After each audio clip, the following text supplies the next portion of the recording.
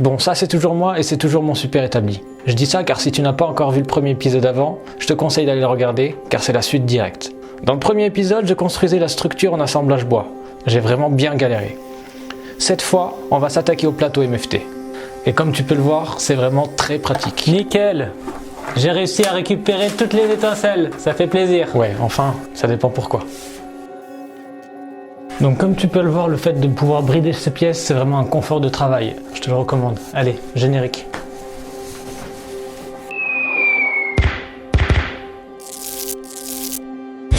Allez, on va passer au plateau MFT. Pour ceux qui ne le savent pas, MFT ça signifie multifonction. C'est Festool qui a lancé ça. Donc ça consiste en un trou de 20 mm de manière à pouvoir insérer des accessoires et avoir un établi hyper polyvalent. J'ai choisi comme plateau du médium 22 mm. On va faire les trous, mais on va pas faire ça n'importe comment. On va utiliser un accessoire bien pratique pour ça parce qu'il y a des normes à respecter et il faut vraiment un écartement régulier. Les reports de mesure à répétition, ça peut engendrer des erreurs. Plutôt que de tracer une grille que tu peux faire toi-même, nous on va utiliser un petit gabarit, ça va faire plaisir. Et donc on a ici le gabarit de traçage et ici le gabarit de perçage. À noter que ce gabarit est un prototype et qu'il n'est pas encore au point, qui ne sera peut-être pas commercialisé et donc c'est pour ça que les prototypes sont faits, c'est pour pouvoir être testés en conditions réelles. Le problème que j'avais rencontré, c'est que comme c'est de l'impression 3D, avec les frottements de la fraise à l'intérieur, le plastique commençait à fondre. Donc c'est pas encore au point, donc je vais l'utiliser quand même simplement pour te montrer comment ça fonctionne. Mais ce qui nous intéresse dans ce cas-là, ça va être ce gabarit qui est vraiment très pratique. En dessous, tu as 4 petites pointes qui vont te permettre d'avoir une régularité dans tes traçages et tes perçages et donc du coup un gain de temps et de précision. Et tout ça, c'est du confort les potes. Je te mets bien évidemment un petit lien dans la description, ça fait plaisir.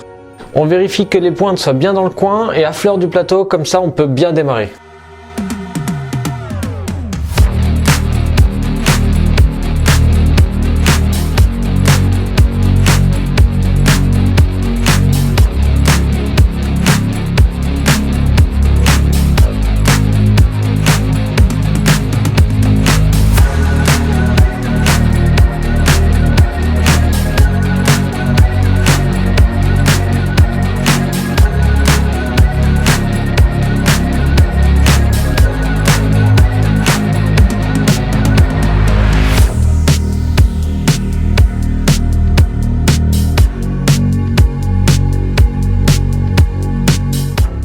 J'ai une fraise qui est pas terrible. Il y en a d'autres qui existent qui sont vraiment beaucoup mieux. Je te conseille pas celle-là vraiment. Il existe également des supports de perceuse à colonne qui sont très efficaces parce que l'intérêt ici ça va être de percer droit et non pas oblique ou de biais. C'est ça qui est pratique. En plus tu as la petite bouche d'aspiration. En général sur les supports de perceuse à colonne tu as la même chose. Donc allez c'est parti, on attaque.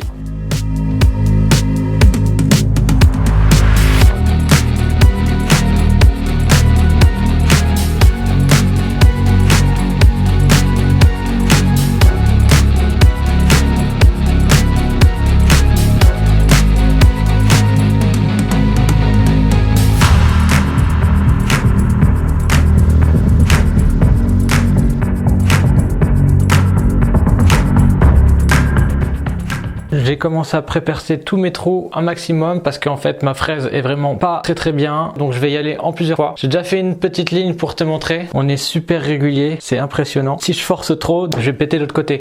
Donc ça c'est un essai que j'avais réalisé sur notre planche, ça a arraché tout autour du trou. Donc on perd un peu de temps à repercer mais le travail est nickel après.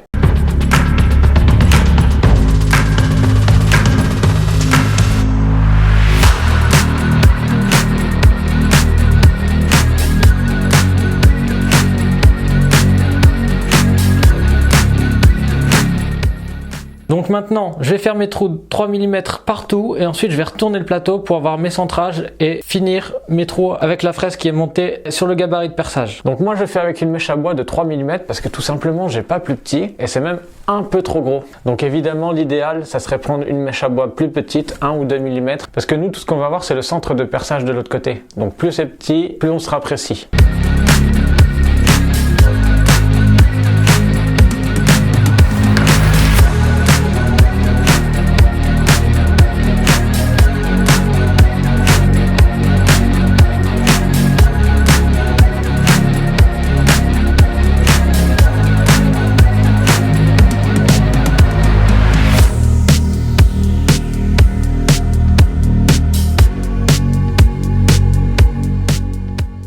Même si le plateau sera protégé, il va y avoir des entrées, des sorties, des allers-retours et du coup c'est ça qui va fragiliser le tour. Donc on va faire un léger chanfrein pour casser l'arête de manière à limiter l'usure dans le temps. À la base j'ai fait plusieurs tests d'épaisseur, ça c'est joli esthétiquement mais ça perd en efficacité. Donc on va faire un petit chanfrein de cette taille là. Donc pour faire les chanfreins on va utiliser une fraise de ce type, donc c'est une fraise de type quart de rond. On a un petit arrondi ici et plus tu vas profond, plus l'arrondi sera prononcé. Donc nous ce qu'on veut c'est vraiment quelque chose de subtil. Allez c'est parti.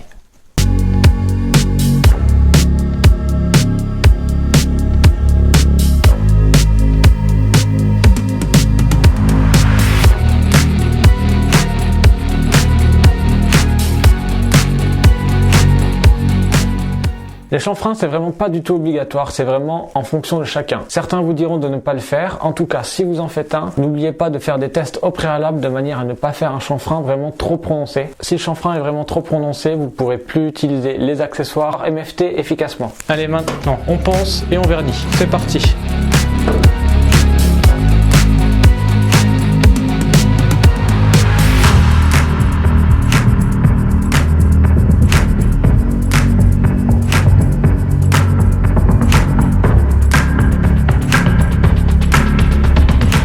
Donc on a bien égrené tout ça, un petit coup de lingette dessus pour dépoussiérer et dégraisser. Allez.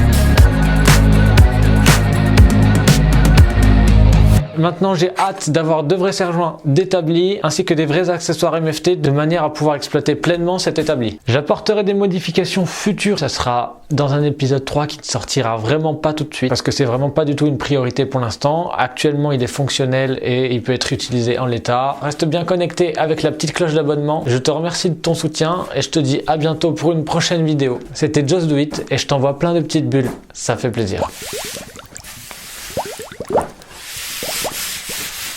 Bon, en fait, on les apprend qu'on sort vraiment l'épisode 3 la semaine prochaine. Ou pas.